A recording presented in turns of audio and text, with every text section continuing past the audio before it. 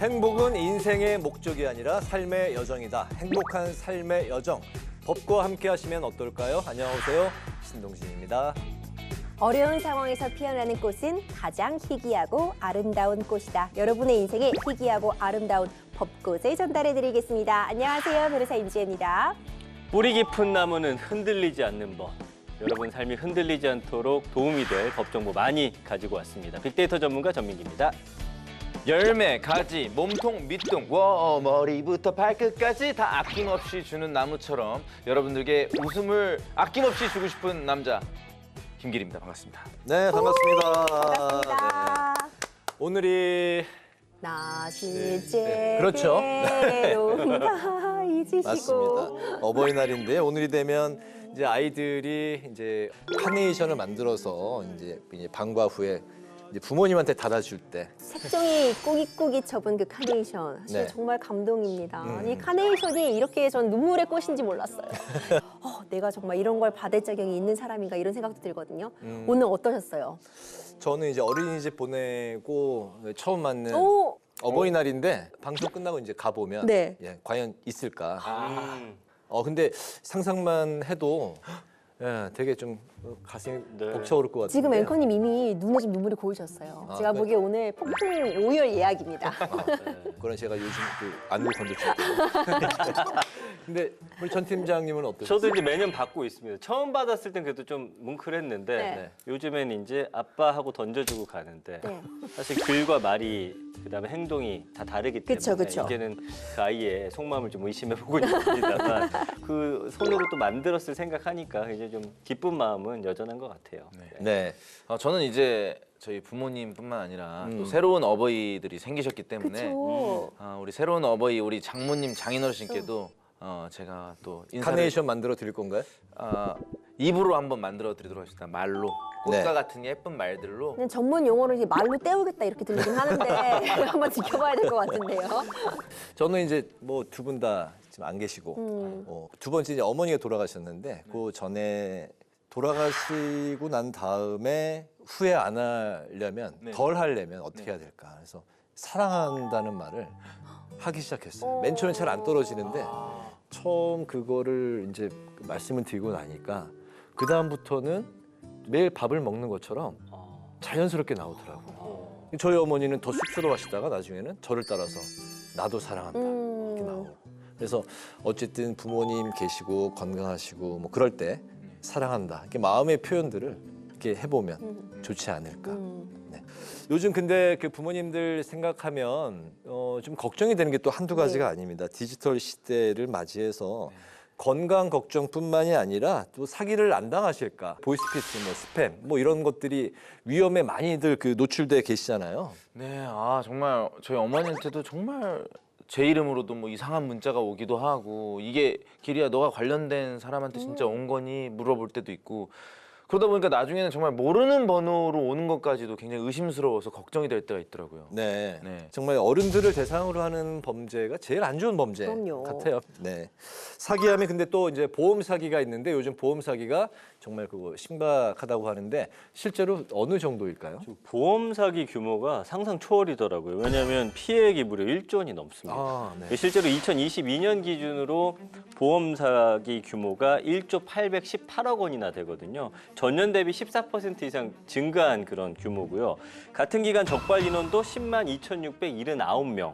이게 전년 대비 또 5.2% 늘어난 수치라고 합니다. 그래서 2022년에 공식적으로 적발된 보험 사기 규모가 어느 정도냐 하면은 한 개 대형 그 생명보험사 있잖아요. 네. 또는 손해보험사의 1년치 순이익과 맞먹는 수준이라는 거예요. 그래서 최근에 국회에서 보험 사기를 근절할 수 있는 법이 통과했다고 합니다. 맞죠? 네, 맞습니다. 지난 1월 25일에요. 보험 사기 방지 특별법 개정안이 통과를 했습니다. 날로 정말 조직화, 지능화되고 있는 보험 사기에 대응하기 위해서 처벌 범위를 대폭 확대를 했고요. 금융 당국의 보험 사기 조사 권한을 확대하는 내용을 담고 있습니다. 저는 보험 사기 하면 딱 떠오르는 게 그 가만히 있는 차에 요즘 블랙박스에 많이 나오잖아요. 네. 다다다 달려와서 막 부딪히는 그런 분들이 많이 생각이 나는데 이거 말고 또 어떤 보험 사기들이 있죠? 실제로 이제 김기리 씨가 말한 자동차 보험 사기가 이 보험 사기 절반인 한 49% 정도 되고요. 네. 그리고 이제 장기 보험을 이용해서 허위로 입원을 한다든지 그리고 수술 진단을 받는 사례가 한 43% 정도 된다고 합니다. 네, 요즘에는 병원이나 정비소 등과 함께 연계해서 또 활동을 하다 보니까 더 잡기가 힘들다고 하던데 이렇게 이제 보험 사기를 뿌리를 이제 뽑기 위해서 어떤 좀 구체적인 방안이 있을까요? 네, 맞습니다. 말씀해 주신 것처럼요. 조직화되고 이 사기 이런 단어가 붙으면 안 되는데 기업화되고 있는 거예요. 그러다 보니까 뿌리 꼽기가 어려웠던 점이 있었는데 어느 정도 좀 효과는 있지 않을까 생각되는 그런 방안들이요. 기존에는 실제로 보험금을 편취하거나 아니면 제3자로 하여금 편취할 수 있게 했을 때만 처벌이 가능을 했거든요. 하지만 이번 법 개정으로 인해서요. 보험 사기를 알선하거나 유인하거나 권유하거나 광고하거나 이런 경우에도 처벌 조항을 신설해서 처벌 범위를 대폭 확대했습니다. 보험 사기로 적발이 되면 10년 이하의 징역 또는 5천만 원 이하의 벌금이 부과되게 되고요. 보험 사기법은 징역형과 더불어서 이득액 이하에 상응하는 벌금형도 함께 병과될 수 있도록 했습니다. 네, 그러니까 허위로 보험 처리 과정을 돕는다든가 또 불법으로 보험 처리를 유도하는 것 이것도 이제 처벌이 가능하다는 얘기네요. 아 진짜 이런 분들이 많죠. 저도 교통사고를 뭐 작건 크건 당해봤을 때 와, 이 주변에 있는 사람들이 바보같이 왜 누워있지 않고 바보같이 왜 병원으로 안 가고 이런 얘기 너무 많이 하니까 정말 바보가 된 것 같은 그런 기분이 들어서 막 뒤늦게 후회도 하기도 하고 그랬는데 이런 나쁜 부추김도 좀 사라졌으면 좋겠어요. 네. 금융당국의 보험 사기 조사권도 강화가 됐다고 들은 것 같은데 지금 이게 어떻게 운영이 되고 있나요? 그렇습니다. 이제 사기 여부를 판단하려면 가장 중요한 부분이 근거가 되는 자료를 최대한 많이 확보하면 도움이 될 수 있잖아요. 이를 위해서 법 개정으로 이제 보험 사기 의심 사례가 있으면은 관계 행정기관과 보험회사 그리고 정보통신 사업자 등에게 자료 제공을 요청할 수 있는 그런 권한이 생겼습니다. 만약 이에 불응을 하면요 과태료도 부과될 수 있습니다.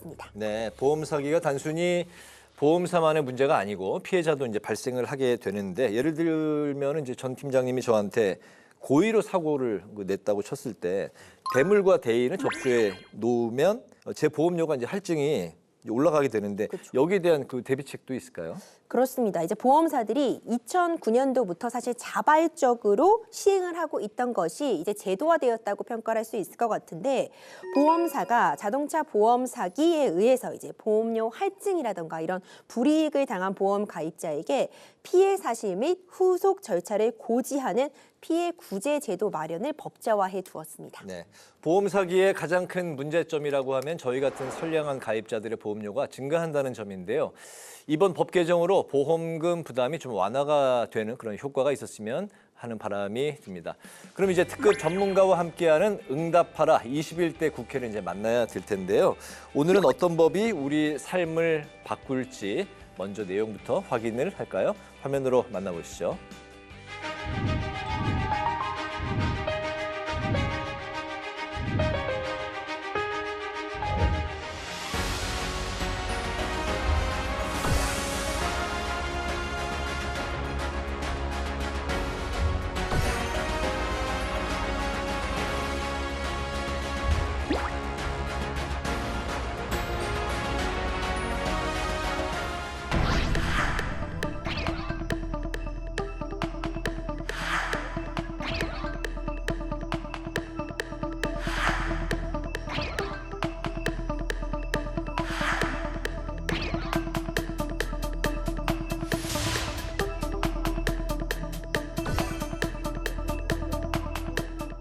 조세특례 제한법 일부 개정 법률안 대안은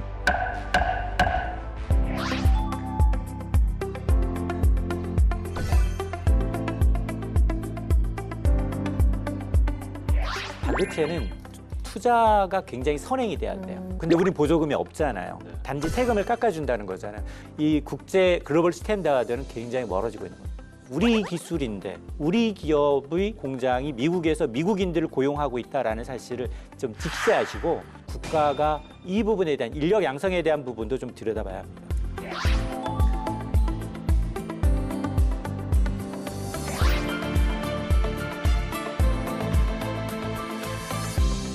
네, 무려 20년 경제라는 한 우물만 파고든 경제 전문가, 국내외 경제 흐름을 완벽하게 파악하는 한마디로 이코노믹 능력자 참 좋은 연구소의 이인철 소장님 자리하셨습니다. 안녕하십니까? 어서 오십시오. 안녕하십니까. 네, 안녕하세요.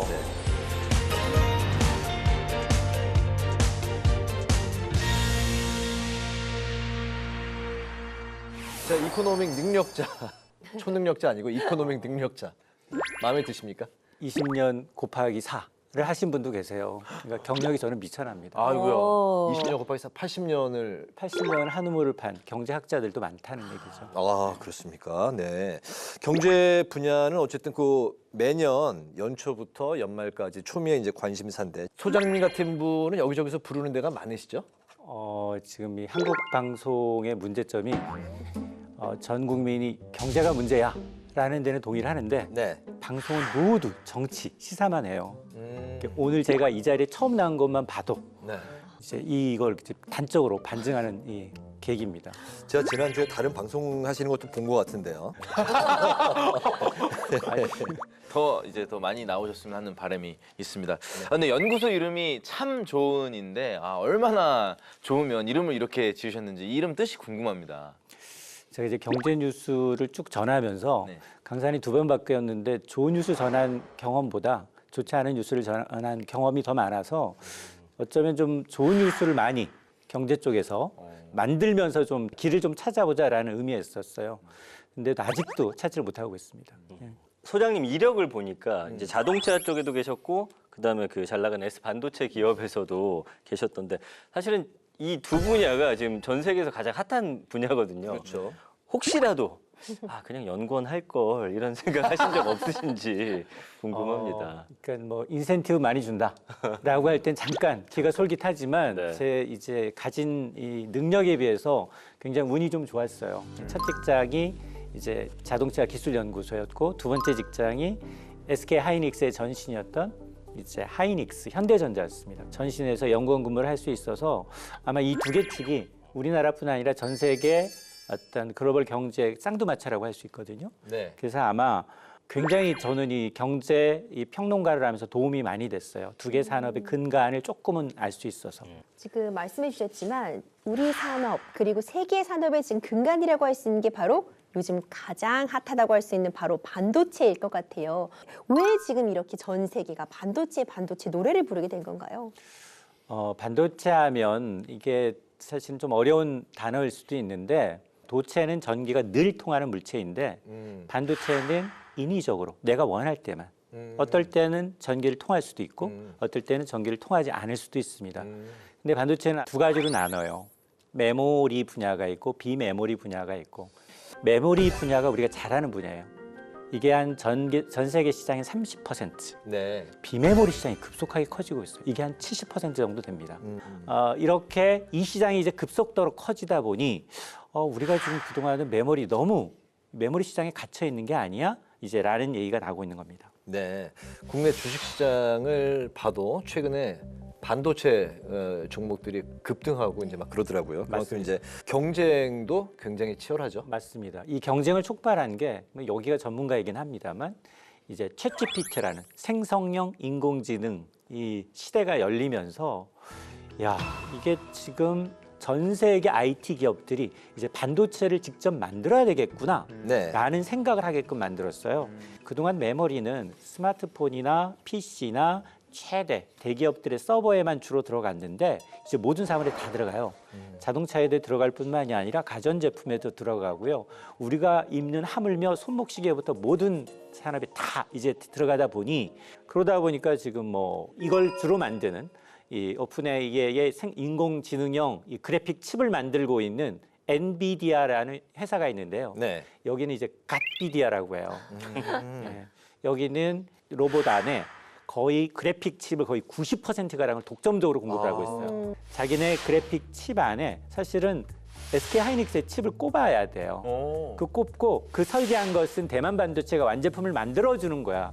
근데 그거에 대한 워낙 기술력이 탄탄하다 보니 다 이쪽에 줄 서 있는 거예요. 그래서 이 시장이 급성장하다 보니까 반도체라는 거는 혼자만 잘 되는 게 아니거든요. 같이 디램부터 시작을 해서 소재, 부품, 장비 업체들이 동반 상승하고 있는데 구글부터 시작을 해서 이제 뭐 잘 나가고 있다라는 테슬라부터 시작해서 이 칩을 받지 않으면 만들 수가 없는 상황이거든요. 그러니까 전 세계가 지금 이 엔비디아에 이제 줄을 서고 있다라고 해도 과언이 아닙니다. 네. 그야말로 반도체 패권 시대라고 이제 부를 수가 있을 것 같은데요. 우리의 반도체 왕자를 지키기 위해서 21대 국회에서도 여러 법들이 이제 통과가 됐습니다. 전 팀장, 오늘 주제부터 살펴볼까요? 네, 응답하라 21대 국회, 21대 국회가 응답한 통과법. 오늘의 주제는요. 반도체 패권에 날개를 달자 K칩스법, 이 반도체 관련법이 되겠습니다. 네, 반도체 패권에 날개를 달자, 꼭 날개를 달았으면 좋겠습니다. 한국의 반도체 최근에 어떻습니까? 좀 밀리고 있습니다. 그러니까 삼성과 SK 하이닉스가 그동안 우리가 메모리에서 잘해왔던 거 뭐냐면 굉장히 소품종 대량 생산.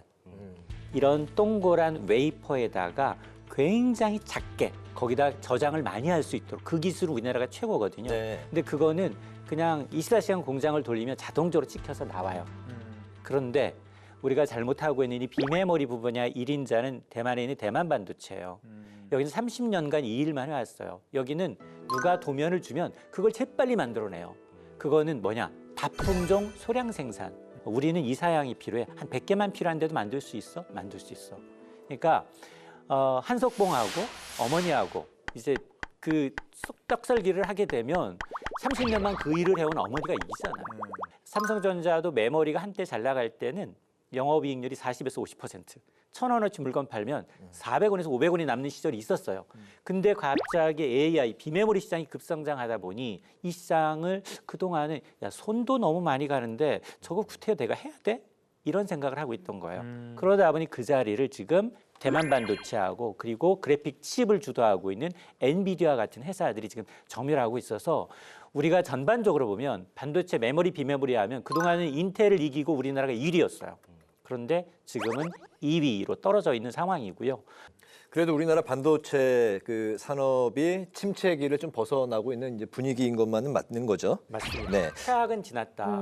그런데 최악은 지났는데 품질 면에서 이걸 얼마나 수율이라는 말을 쓰거든요. 반도체는 이 수율을 끌어올려야 되는데 아직까지는 그렇게 소비자들이 원할 만한 수율은 좀 아닌 것 같다. 이걸 얼마나 빨리 따라잡느냐가 아마 이 격차를 줄이는 데 굉장히 도움이 될 겁니다. 품질 수준을 조금 더 이제 높여야 될 과제를 안고 있는 상황에서 관련해서 21대 국회에서 통과된 법이 일명 K칩스법인데요. 지금부터 이제 관련한 핵심 내용을 키워드로 살펴보면서 향후 과제 개선 방향까지 알아보도록 하겠습니다. 첫 번째 키워드부터 볼까요? 네, K칩스법 그 첫 번째 키워드는요. 세금 걱정 뚝 시설에 마음껏 투자하세요. K칩스 새 공제법인 조세특례 제한법 개정안입니다. 네, 세금 걱정을 안 하면 과연 정말로 날개를 달 수 있는 것인지 먼저 핵심 내용부터 우리 임 변호사님께서 소개해 주실까요? 네, 국내 반도체 시설 투자 등에요. 세제 지원을 하는 내용을 주된 내용으로 담고 있는 조세 특례 제한법으로 2023년 3월 30일에 통과된 개정법입니다. 반도체 투자에 대한 세액 공제를요. 대기업과 중견기업은 현액 8%에서 15%로, 중소기업은 16%에서 25%로 이렇게 확대한다는 내용을 담고 있습니다. 그리고 2023년 투자 증가분에 한해 한시 적용하는 추가 세액 공제도 늘렸는데요. 직정 3년 연평균 투자 금액 초과하는 그런 투자 시 분야에 상관없이 증가분 10%를 추가 공제하는 임시 투자 세액 공제 제도도 반영이 되어 있습니다. 네, 추가세 공제까지 받으면 공제율이 아무튼 이제 더 커지게 될 텐데 모든 세금을 다 공제를 할 수 있는 건 아닌 것 같은데 법인세가 주로 여기에 이제 포함이 되는 건가요? 맞습니다. 이제 국가 전략기술 산업이라고 있어요. 네. 국가 전략기술은 크게 이제 조금씩 늘어나고 있는데 7개까지 늘어났어요. 반도체뿐만 아니라 2차 전지, 백신, 그리고 디스플레이, 수소, 미래형 이동수단, 그리고 바이오 의약품까지 최근에 포함이 돼 있는데 여기에 이제 전략 산업이 투자를 하게 되면 당연히 세액 공제를 받지만 이런 것도 반도체는 19개에 대해서, 2차 전지는 9개 분야에 대해서, 백신은 3개 분야에 대해서 총 뭐 30여 개에 대해서만 이 해당된 이 조건을 충족할 경우에 세제 혜택을 받을 수 있습니다. 네, 한마디로 이제 반도체에 집중하고 있는 게 국가 전략 기술 이제 향상이고 이것이 바로 미래 산업 분야가 될 수 있겠다 이런 생각이 드는데 그렇기 때문에 K-칩스법 이렇게 이제 불리는 거겠네요. 맞습니다. 전반적으로 K-칩스법 어떻게 좀 평가를 하고 계실까요? 지난 몇 년 전이었죠. 바이든 대통령이 이제 반도체 원판이었던 웨이퍼를 들고 나오기 시작하면서 반도체가 앞으로 모든 산업의 근원이 될 수 있기 때문에 이건 기업 간의 경쟁이 아니라 국가 간 안보 전쟁이 돼버렸어요. 네. 그래서 그때부터 칩스법을 만들면서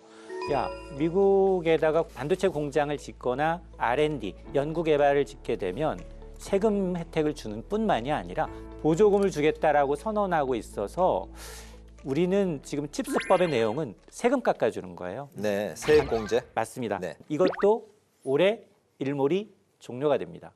근데 삼성전자가 연간 얼마를 투자를 할까요? 거의 40조 원 넘게 매년 투자를 합니다. 네. 왜냐?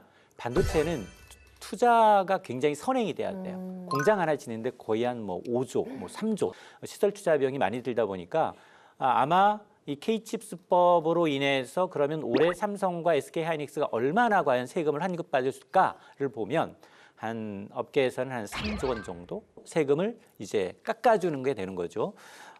그런데 삼성전자가 지금 미국에다가 이제 공장을 짓고 있거든요. 한 공장을 한 170억 달러라서 공장을 짓고 있는데 삼성전자가 미국에서 받을 보조금이 얼마냐? 8조 원입니다. 보조금만. 보조금이 8조요? 예. 네. 보조금만 8조 원을 받을 거로 예상이 돼서 야, 거기는 현금으로 그냥 8조 원을 준다고 하는데 우리는 지금 세금을 깎아주는데 우리나라에 와서 공장을 지을까? 어떻게 보세요? 지금 어떤 투자를 하고 싶은데 투자 금액에 얼마를 현금으로 지급하고 세금은 나중에 더 깎아주는 데와 아유, 야, 투자도 보조금 줄 돈은 없어. 그냥 와서 하면 세금은 깎아줄게. 라고 하는데 두 곳 어느 곳이 더 매력적인가요? 당연히 전자 아니겠습니까? 맞습니다. 지금은 서로가 다 미국에 오면 일단은 설계뿐 아니라 만들고 이걸 디자인하고 이럴 수 있도록 모두 다 미국으로 오면 보조금을 주고 있고요. 이 보조금 규모가 얼마? 전체가 한 69조 원이 됩니다. 그리고 우리나라는 보조금이 제로고요. 네. 유럽의 보조금이 한 62조 원 정도 돼요. 근데 이 선진국만 그러냐? 그게 아니야. 중국을 미국이 견제하다 보니 인도로 자꾸 공장이 오는 거예요. 인도도 거의 13조 원 가까운 보조금을 뿌리면서 네. 지금 인도의 마이크론 테크놀로지 대만 반도체가 공장을 짓고 있습니다. 네. 반도체가 지금 한금알을 낳는 거위 역할을 그동안 해왔고 앞으로도 조금 더 갈 것 같아요. 이 기세가. 그럼에도 불구하고 우리가 지금 세금 깎아주는 것조차도 아니 세금 나도 지금 뭐 고물가 때문에 어려운데 꼭 대기업을 저렇게 세금으로 도와줘야 돼? 이러다 보니 이 국제 글로벌 스탠다드는 굉장히 멀어지고 있는 겁니다. 네. 그러니까 이제 미국하고 이제 좀 보조금 비교를 해보면 차이가 이제 상당히 좀 큰 것 같네요. 보조금은 현금도 주고 세금도 깎아주고 해요. 근데 우린 보조금이 없잖아요. 단지 세금을 깎아준다는 거잖아요. 또 그것도 굉장히 딜레이가 돼요. 공장이 들어오게 되면 공장 지으려면 가장 먼저 뭐가 필요할까요? 땅이 필요한데 네. 땅이 굉장히 대규모로 필요합니다. 대규모로 필요하게 되면 그 땅을 보상해주는 절차에서부터 우리는 걸려 있어요. 그러니까 단순히 보조금의 문제만은 아니다. 우리가 각같이 겹쳐 있는 이런 칸칸이 규제 때문에 우리가 상당히 반도체 투자하는 뿐만이 아니라 해외 기업이 와서 국내 투자하기는 상당히 좀 여건이 좀 좋지 않다라는 겁니다. 네, 김기리 씨 오늘 반도체 얘기 나오니까 좀 과묵해지신 것 같아요. 네. 잠깐만 궁금한 거 저기 있어요? 화장실 좀 다녀올게요. 그래서 이제 총공세로 나오고 있는데 우리도 여기에 뒤질 수는 없죠. 그래서 과연 이 법이 시행되면서 기업들의 투자를 촉진시키는데 이 좋은 영향을 미칠 수 있을지 더 궁금해지거든요. 삼성전자 반도체는 선행 투자가 이루어져야지만 기술 개발이 가능해요. 그래서 자본 집착적 산업이라고 하는데 이미 투자 계획을 밝혔어요. 매년 40조 이상을 투자를 하다 보니 앞으로 2030년까지 한 500조 원 정도 투자하겠다. SK하이닉스도 한 122조 정도를 투자하겠다. 합쳐서 한 622조 원 정도예요. 이 투자를 구체적으로 어디에 할 것인가가 문제잖아요. 여기에는 당연히 뭐 미국 공장 짓는 것도 포함이 되어 있을 거고 국내 공장도 있습니다. 근데 중요한 건 최고 최첨단 사양 공정 R&D 센터는 반드시 자국에다 하는 게 맞아요. 이 황금알을 낳는 거위의 비법을 다 알게 되면 이건 더 이상 황금알을 낳는 거위가 아닐 수 있죠. 바로 도태가 되니까요. 그런 것 차원에서 정부도 이 반도체 클러스터 한 단지에 모여서 연구 개발하고 조성해서 그걸 만들 수 있는 터전을 마련해 주겠다라고 했던 게 메가 클러스터 조성이었거든요. 여기는 소재, 부품, 장비 부품, R&D, 제조까지 모두 한 곳에서 이루어질 수 있도록 원스톱으로 이루어질 수 있다는 생태계를 만들겠다라는 건데 아마 이게 되면 뭐 물론 경쟁할 만하다. 외국과도 뭐 해볼 만하다라고 봅니다. 네, 세계는 그야말로 반도체 지원 총력전 말씀을 들으니까 그런 생각이 들었는데 세계적인 추세를 봤을 때 우리나라의 지원이 조금 그 늦은 감은 있지만 이제라도 좀 열심히 또 따라가야 되겠다는 그런 생각이 드는데요. 오늘 그 반도체 이야기를 하고 있는데 두 번째 키워드도 있죠. 어떤 내용일까요? 네, K-칩스법 두 번째 키워드는요. 반도체 특화 단지를 위해 지원 팍팍! 국가첨단 전략산업 경쟁력 강화 및 보호에 관한 특별조치법입니다. 네, 국가 첨단 전략 산업법 반도체 특화 단지에 힘을 싣는 법인 것 같은데요. 법의 먼저 그 핵심 내용부터 살펴볼까요? 네, 국가 첨단 전략 산업 대표적으로 떠올릴 수 있는 게 반도체 2차 전지 이런 분야에 대해서 지원을 대폭 강화하겠다 이런 내용을 핵심으로 하고 있습니다. 지난 2022년 이제 1월에 통과가 됐고 7월에 시행이 되었는데요. 국가 첨단 전략 산업 위원회를 설치를 해서 국가 첨단 전략 산업 특화 단지를 지정할 수 있도록 했고요.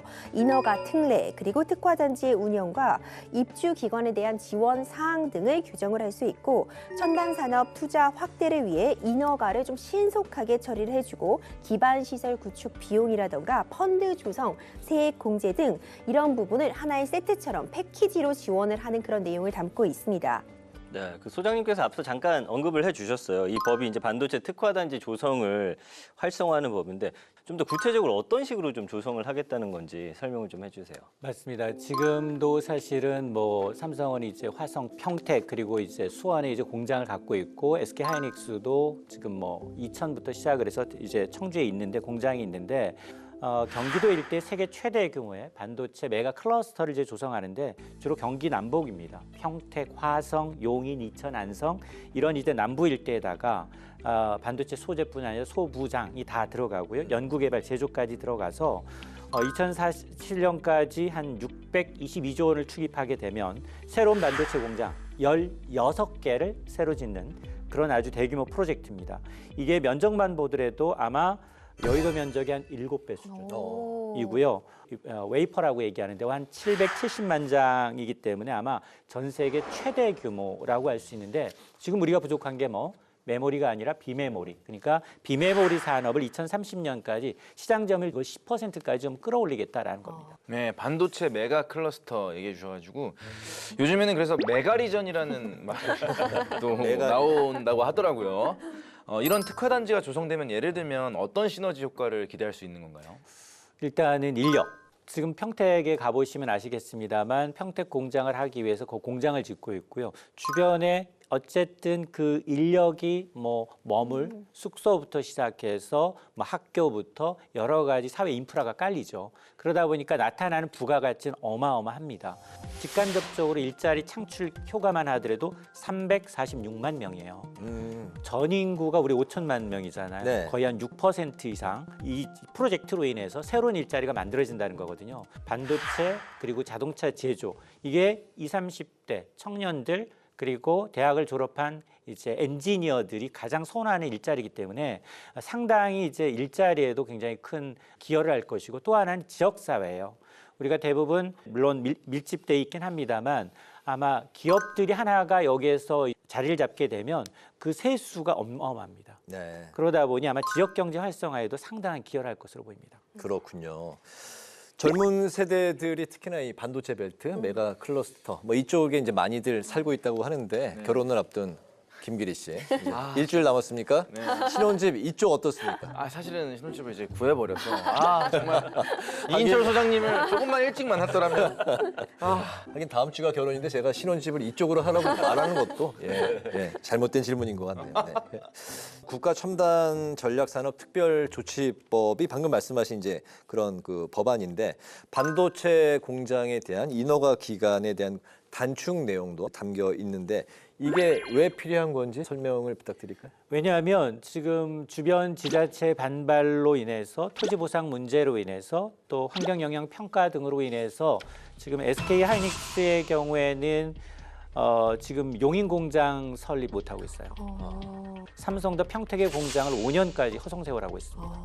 특히나 이 인프라라는 거는 반도체 관련돼서는 모든 이제 새로운 공장이 열릴 때마다 소부장이 같이 들어가야 되는 부분이 있기 때문에 가능한 한 일본이나 아니면 대만이나 미국의 경우에는 연방 정부 그리고 이제 지자체가 같이 나서서 이 문제를 같이 해결하는데 우리는 그게 조금은 좀 미흡했기 때문에 기존 산업단지의 경우에는 이제 예비 타당성 조사뿐만 아니라 산업단지를 어떻게 조성하면 되는지 계획부터 실시 계획 각각 따로따로 이제 다 들여다봐야 했습니다. 그런데 이제 신속하게 이제 사업 추진을 하기 위해서 이런 이제 이 계단 단계를 조금 더 이제 좀 줄여져서 통합으로 발주하게 되면 이제 예타를 좀 면제하는 효과가 있기 때문에 국방부뿐 아니라 뭐 국토부, 지방자치제가 함께 아마 이런 이제 이 글로벌 경쟁력에서 뒤처질 수 있는 행정적 절차 비용에 대한 것은 조금 이제 이 정부 차원에서 해결해주겠다는 게 큰 그림입니다. 아무래도 예비 타당성 조사 면제하면 그 시기 좀 빨라질 수 있으니까요. 근데 아까 일본 예를 들어주셨는데 지난 2월에 그 일본의 구마모토현의 기쿠요마치에서 대만 반도체 업체죠. 이 TSMC가 86억 달러, 우리 돈으로 약 11조 4천억 원을 들여서 그 반도체 공장 개소식을 이제 열었습니다. 근데 네. 여기가 보니까 2021년 10월에 이제 구마모토현에다가 새로운 공장 짓겠다라고 한지 3년 만에 이제 네. 개소식 들어간 거거든요. 그래서 일반적으로 반도체 공장을 짓는 데는 계획 발표 빨라야 한 5년 정도 걸리는데 이렇게 각종 인허가 절차를 밟아서 착공하는 데만 지금 2년이 소요됐다고 하니까 어쨌든 굉장히 좀 빠르게 일본 같은 경우는 그 공장을 짓고 있는 거죠. 인허가 절차를 간소화하는 것만으로도 정말 대단한 결과를 가져왔네요. 지금 반도체 등 국가전력 기술 사업의 인력 상황은 어떤가요? 사실은 전 세계가 지금 반도체 인력이 다 필요합니다. 그러다 보니까 미국, 중국까지, 일본까지 웃돈을 얹어서 국내 경력직부터 시작을 해서 다 뽑아가고 있어요. 네. 우리 반도체 산업협회에서는 2030년까지 지금 거의 국내 반도체 산업 인력이 한 5만 6천여 명 부족할 것으로 보고 있어요. 근데 문제는 뭐냐면 지금도 SK하이닉스와 삼성에 있는 사람들이 더 좋은 조건을 주겠다.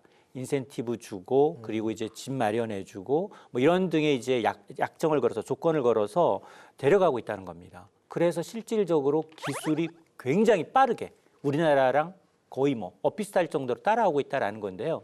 그러다 보니까 과열된 이제 이런 인력 유출 경쟁으로 인해서 지난해만입니다. 법적으로 기술까지 우리 노하우까지 네. 베껴서 빠져나간 게 벌써 15건이에요. 그러니까 고위 임원들의 경우에는 이게 약정을 하거든요. 이 기업을 그만뒀을 경우 몇 년간은 타사에 이직을 못하도록 하는 법이 있지만 이게 사실은 해외의 경우에는 잘 접목이 안 되다 보니까 삼성전자 임원들, 연구 인력들, SK하이닉스 연구 인력들이 상당히 많은 부분이 지금 빠져나가고 있어서 이거를 아마 실제로 반도체 설계 공장 지난번에 삼성 전직 임직원이 반도체 설계 공장 그대로 빼내가서 중국에다가 공장 세월에다가 기소되기도 했거든요. 네. 그러니까 이런 일들이 벌어지지 않도록 국가가 이 부분에 대한 인력 양성에 대한 부분도 좀 들여다봐야 합니다.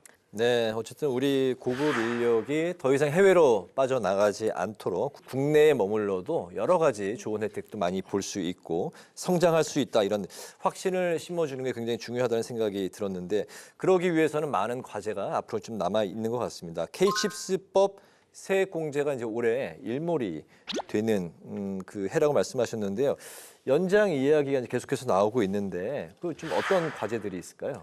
저는 세액공제법은 연장되는 거는 기본으로 가고요. 네. 우리도처럼 미국이나 일본 그리고 유럽처럼 보조금 지급을 검토해야 된다고 봅니다. 그러니까 이게 보조금이 단순히 기업을 지원하는 차원을 넘어서 국가 경쟁력을 키우는 그 어떤 밑거름이 되고 있거든요. 우리 기술인데 우리 기업의 공장이 미국에서 미국인들을 고용하고 있다라는 사실을 좀 직시하시고 이 법과 관련해서 특히나 이런 반도체 칩스법 그리고 보조금과 관련해서는 좀 이견이 없이 좀 여야가 합의를 좀 봤으면 좋겠습니다. 네, 사실 법이 어려운 건 이제 사실인데 이인철 소장님 덕분에 오늘 어려운 여러 가지 이야기들 빠르게 이해가 됐던 것 같습니다. 우리 김기리 씨, 네. 예, 어떠셨어요? 아, 저는 이제 뭐 사실 다 제가 이해할 수는 없었지만은 그래도 네. 저는 이제 어렴풋이 그 반도체 하면 우리나라가 1등이다. 그냥 늘 그런 생각을 하고 자부심을 가져왔었는데 오늘 소장님 말씀 들어보니까 야, 이게 정말 이 시장이 치열하구나. 이 국가나 이 기업에서 정말 노력하고 좋은 방안을 내지 않으면은 위험할 수 있겠구나 이런 생각 들면서 저도 국민으로서 정말 열심히 또 응원해야겠다는 그런 생각이 들었습니다. 지금 사실은 소장님 이야기 들으니까 좀 불안해졌어요. 빨리 이게 네. 국가에서 지원하고 법을 통해서 이 기술에 맞는 환경을 만들어주지 않으면 앞으로 좀 어려워질 수도 있겠구나라는 생각에서 좀 미래 먹거리다 생각하고 좀 물심양면 지원해야 되지 않을까 이런 생각을 좀 해봤습니다. 지금 미래의 먹거리다 말씀해 주셨잖아요. 이 시스템 반도체를 IT 산업의 쌀이라고 표현을 하더라고요. 그러니까 우리의 주식이죠. 어떻게 얼마나 품질 좋은 쌀을 제때 공급할 수 있느냐 이 부분이 앞으로 미래 산업의 핵심이 아닐까 이런 생각이 들면서요. 우리나라가 이 법도 제때 맞게 빨리빨리 좀 뒷받침되면서 반도체 강국 이 자리 굳건하게 지켰으면 하는 바람입니다. 네. 또 하나 저는 국회나 이제 정부에 좀 당부하고 싶은 건 이거예요. 기업이 선을 넘어서서 반도체가 어차피 미래 성장 동력의 핵심이라는 걸 모든 국가가 다 깨닫고 있기 때문에 뭐 미국의 대통령이 누가 바뀌든 이건 바뀌지 않습니다. 자국이기주의. 그러니까 우리도 철저하게 국내 산업을 보호하면서도 어떻게 하면 미중 패권 전쟁 속에 우리가 그 입지를 굳혀나갈 수 있는지 정말로 전략적 외교가 필요한 상황입니다. 네. 기업만 잘한다고 또 노동자만 잘한다고 될 일은 아닌 것 같고요. 시대에 맞는 미래 성장 산업 전략 본격적으로 이제 펼칠 시대인 것 같습니다. 지금까지 이인철 경제 전문가님과 함께했습니다. 오늘 말씀 잘 들었습니다. 고맙습니다.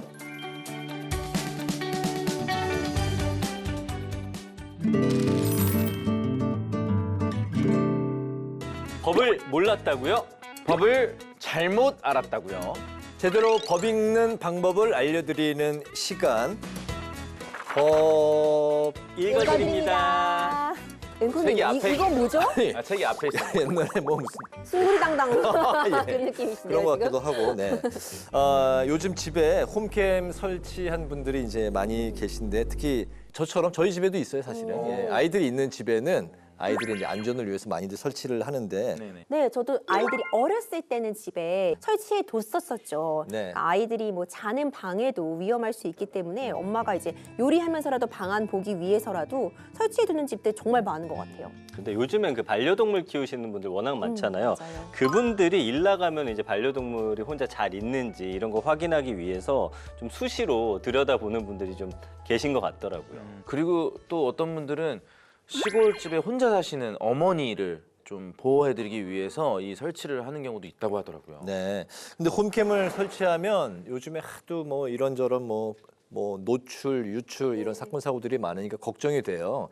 우리 집에 이런 그 사생활 보호가 과연 보장이 될까? 이게 어디로 또 흘러가는 게 아닌가? 실제 뭐 뉴스에서도 비슷한 그 뉴스들을 본 것 같아서 맞습니다. 이 걱정되는 게 좀 사실이죠. 네, 그래서 그런 이슈들이 있었고 실제로 지난해 3월 서울의 강남의 한 성형외과 수술실에 설치된 IP 카메라 영상이 또 유출이 됐었죠. 그래서 이 뉴스 본 다음에는 사람 있을 때는 꺼놓고 사람이 없을 때 켜놓는다. 뭐 이런 말씀하시는 분도 계시더라고요. 네. 오늘 법 읽어드립니다 사연도 이 홈캠 때문에 발생한 일이라고 하는데요. 어떤 일들이 발생을 했는지 먼저 확인부터 해보겠습니다. 출발. 까똑. 세상에 이것 좀 봐봐. 니네 형부라는 사람이 이러고 있다. 뭔데? 지금 동영상 보내는 중인데 좀 갈 거야. 내가 정말 어이가 없어서 참네. 동영상 떴다.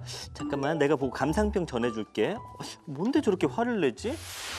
아이고, 우리 아들 피골이 상접했네. 너 집에서 밥도 못 얻어먹고 다니니? 아니 그 사람 말이죠. 집에 오면 밥도 안 하고 청소도 안 하고 빨래도 안 하고 하는 게 하나도 없어요. 그럼 그걸 누가 다 하는데? 설마 네가 다 하니? 응. 밥도 다 내가 차려. 청소 빨래도 내가 다 해. 그 사람은 집에서 먹고 자는 것밖에 없다니까요. 그건 니네 엄마도 마찬가지잖아. 너도 많이 봤잖아. 아이, 쓸데없는 소리. 내가 우리 아들 손에 물 한 방울 안 묻히고 살았는데. 아이 살림만 못하면 내 말도 안 해요. 화가 나면 말 한마디도 안 하고 막 침묵하는데 나 진짜 완전 무섭잖아. 무서워도 니네 엄마만 하겠니? 나봐. 잘 참고 살잖아. 아빠는 정말 언제나 그렇게 천하태평하게 지금 감정의 동요도 없이 아버지 진짜 로봇처럼 그렇게 사세요. 여튼 난 이대로는 더 이상 못 살아요. 뉴스를 많이 해서 그래. 아 그래요? 뉴스를 하셨군요 아버지. 아 자랑스러운 저희 아버지십니다. 아 정말 나 이렇게는 못 살겠어요. 나 총각대로 돌아갈래요. 형부 뭐야? 왜 앞거디가 달라? 역시 얍실하게 생겨서 믿음이 안 갔다고. 내가 뭐 그냥 안 했나 바쁘니까 못한 거지. 아니 어쩜 자기 엄마 아빠한테 쪼르륵 그걸 내 욕을 그렇게 하고 있어? 촉새가 따로 없네. 아니 언니 이런 건 초장에 잡아야 돼. 형부한테 알고 있다고 이야기했어? 당연히 했지. 너한테 보낸다고도 했어. 내가 아주 잊을 때마다 한 번씩 이걸로 아주 괴롭혀줄 거야. 그래 화내면 언니만 손해야. 스트레스 형부한테 팍팍 풀어. 이게 뭐야? 지금 나 몰래 이혼 준비하고 있던 거야? 그게 아니라 그 누구나 가슴에 이혼 서류 하나 품고 있는 거 아니야? 아니야 안 돼. 다른 사람은 다 그래도 내 사랑은 그럴 수 없어. 아, 당신이 나 귀엽다고 해서 결혼했는데 나 왜 그랬지? 내가 왜 내 팔자를 꼈지? 난 귀여운 게 기본 옵션인데. 눈물 뚝. 귀여운 것도 한두 달이지. 이제 귀여운 걸로 못 살아. 2년이나 됐는데 무슨. 날 더 이상 귀여워하지 않는 쭈랑은 살 수 없죠. 이혼해. 그래 이혼해. 내가 겁먹을 줄 알고. 내 직업 알지? 알지. 근데 내가 오늘 접수할 거야. 내가 오히려 접수할 거라고. 그리고 밥, 청소, 빨래 안 한 것부터 홈캠으로 우리 대화 다 엿듣고 동생한테 전송한 것까지 내가 다 정리해서 보내서 교도소 가게 해줄 거야. 이거 너무 갈 때까지 간 부부 대화 아닌가요? 지금 교도소에 가라고 지금 네. 악담을 하고 있습니다. 저는 이제 불만이 있는 게 네. 지난주보다 이제 이번 주 분량이 좀 늘어날 줄 알았더니 네. 더 줄었네요. 예. 의외의 다른 것에 욕심이. 네, 불량 욕심 있으셨네. 예, 세 마디. 네, 알겠습니다. 근데 참 그 뒷담화가 정말 화를 부를 때가 많이 그럼요. 있는 것 같아요. 뒷담화가 문제인데 이번 사연도 보니까 뒷담화를 했던 게 이제 홈캠에 그대로 녹화가 되고 그게 유출이 됐는데 홈캠 영상을 통해서 대화를 들었다는 게 이제 문제가 됐어요. 이 사건의 사실관계가 좀 어떤지 좀 네. 말씀 좀 해주시죠. 이게 이제 2020년 2월에 경주에 사는 A 씨가 남편하고 상의를 해가지고 집에다 홈캠을 설치를 했어요. 집안에서 이제 움직임이 감지가 되면은 자동으로 녹음을 하는 그런 기능을 갖춘 장비였는데 석 달 뒤에 A 씨가 홈캠에 이제 녹음돼 있는 남편하고 시아버지, 시어머니, 시누이가 나눈 대화가 이제 녹음이 된 거를 듣게 된 거예요. 이후에 여기서 저장된 내용을 자신의 여동생에게 SNS로 보내 공유를 했는데 그 후에 관계가 이 두 사람이 소원해집니다. 그래서 이혼 소송이 진행되던 도중에 남편이 이 홈캠에 녹화된 시댁 식구들의 대화 내용을 누설한 A 씨의 행적을 문제 삼아서 통신비밀보호법을 위반한 혐의로 고소를 하면서 재판에 넘겨진 사건입니다. 통신비밀보호법. 아 이거 제가 압니다. 제가 우리들의 법도 지금 벌써 몇 개월째 하고 있기 그럼요. 때문에 휴대전화 같은 걸로 불법으로 녹음을 하면 처벌을 받는다. 맞죠? 맞습니다. 그렇습니다. 딩동댕이에요. 지금 예를 들어 이런 겁니다. 제가 앵커님이랑 속닥속닥 비밀 얘기를 했어요. 비밀 얘기도 아니었어. 어떤 이야기든 상관이 없는데 예를 들어 둘이 통화를 하고 있는데 이거를 몰래 제 뒤에서 우리 기리 씨가 듣거나 녹음을 하는 거예요. 그러면 공개되지 아니한 다른 사람 둘의 대화를 녹음을 하거나 듣거나 청취를 하면 이 경우에 통신비밀보호법 위반으로 1년 이상 10년 이하의 징역에 처해질 수 있다. 이것이 이 법의 핵심이라고 볼 수 있죠. 지금 이 사건에서 이제 문제가 된 게 A 씨 자매가 고의로 녹음한 게 아닌 저장된 영상을 시청했다. 그렇죠. 이게 이제 불법이냐 아니냐인데 재판 결과가 어떻게 나왔는지 정말 궁금하네요. 와, 이게 재판 결과부터 말씀드리면요. 1심부터 2심, 3심 대법원 확정 판결까지 모두 무죄가 나왔습니다. 근데 제가 앞서 설명해 드렸었잖아요. 이렇게 대화 당사자가 아닌 사람이 엿듣거나 녹음을 하면 통신비밀보호법 위반이라고 말했는데 그럼 왜 이번 사안은 무죄인가? 그 근거를 보자면 먼저 고의로 엿들은 게 아니었습니다. 이 홈캠을 뭐 의도적으로 이 사람들의 대화를 몰래 들어야지 하고 설치해 놓은 장비가 아니었잖아요. 그렇기 때문에 첫 번째로는 일부러 엿들은 게 아니다. 네. 그리고 두 번째는 지금 실시간 대화가 아니라 이전에 있었던 대화가 저장이 되었던 거예요. 그러니까 타인 간의 대화 청취는 지금 당장 이 실시간 들은 것을 의미하며 과거에 이미 이 대화가 이루어져서 이 부분이 녹음이나 녹화된 부분에 대해서 들은 부분은 해당하지 않는다고 본 것입니다. 그렇다면 의도를 가지고 이것을 녹화하고 녹음하는 것들이 문제가 될 수 있는 건가요? 그렇죠. 이제 이 부분도 실제로 소송에서도 쟁점이 정말 자주 돼요. 특히 이게 참 일어나서는 안 되는 일이지만 이제 불륜 현장 같은 것을 급습하기 위해서 녹음 기기라던가 영상 기기를 몰래 설치하는 경우도 있거든요. 그럴 때 이제 현행 통비법에서는 공개되지 않는 대화를 몰래 들을 목적으로 동의가 없이 녹음기 등을 설치를 했다면 이럴 경우에는 처벌이 될 수 있습니다. 그럼 내가 만약에 지금 있는 곳에서 사람들이 얘기하는 걸 녹음이나 녹화를 하면 이건 문제가 되는 건가요? 이게 이제 비슷한 판례가 있어요. 지난 2018년 11월에 학원에서 일하던 C씨가 동업자 D씨에 대해 험담하는 사람들의 소리를 듣고서 1m 정도 떨어진 곳에서 대화 내용을 몰래 녹음을 해요. 네. 네, 뒤늦게 이제 험담 대상자였던 D씨가 이 사실을 알고서 C씨의 녹음 파일을 가져가서 그 자신의 명예훼손 고소 사건의 증거 자료를 이걸 제출을 합니다. 그랬더니 이것 때문에 C씨가 통신비밀보호법 위반 혐의로 재판을 받게 된 적이 있습니다. 아, 그러니까 상황을 보니까 이제 당사자가 없으니까 이 뒷담화를 큰 소리로 한 건데 이거를 CC가 듣고 녹음을 한 거군요. 그쵸. 그리고 이걸 DC에게 이 사실을 알렸고 소송까지 가게 됐는데 재판부의 판단이 어떻게 된 거죠? 네, 서울 북부지방법원은요, 이 C씨에게 일단 무죄를 선고를 했습니다. 네. 그러니까 C씨가 사람들이 간의 이 대화를 자연스럽게 들을 수 있을 정도의 그런 거리에 있었기 때문이 가장 중요한 이유로 꼽혔는데요. 재판부는 누군가 이 대화를 충분히 들을 수 있다는 것을 알면서도 그런 대화를 이어갔다면은 그 내용을 누가 듣더라도 이는 용인되는 것이다라고 볼 수 있다고 설명을 했습니다. 이번 판결에 대해서 검찰이 항소를 해서 지금 2심으로 넘어간 상태인데요.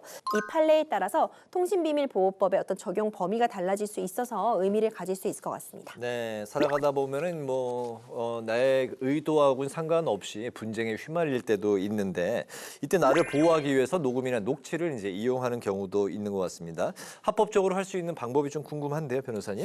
그렇죠. 사실 요즘 이런 부분 질문 주시는 분들이 정말 많아요. 안타깝게도 어떤 권리를 주장하기 위해서 증거가 필요한데 그 증거를 확보하기 위해서는 좀 야박하게 보일 수 있지만 녹음 같은 걸 해둘 필요가 있는 경우도 있거든요. 내가 지금 대화 당사자라면 내가 포함되어 있는 대화를 내가 상대방의 동의 없이 녹음하거나 이 부분을 증거로 활용하는 것은 가능하지만 다른 사람, 대화 당사자가 아닌 제3자가 이를 청취하거나 녹음하는 것은 불법이라는 점 다시 한번 강조드리겠습니다. 네. 오늘도 역시 기대가 되는 이제 김기리 씨의 명쾌한 한 줄 정리 부탁드리겠습니다. 네, 아무리 궁금해도 선 넘지 말자. 네, 궁금한 게 있어도 꾹 참으시고 절대 선을 함부로 넘어서 범법자가 되지 않길 바라겠습니다. 네, 맞습니다. 저희가 준비한 내용은 여기까지고요. 마무리하기 전에 우리들의 법이 김일중 씨 함께 할 때하고 제가 저랑 함께 할 때하고 좀 어떻게 차이가 나요? 김일중 씨는 너무 가볍죠.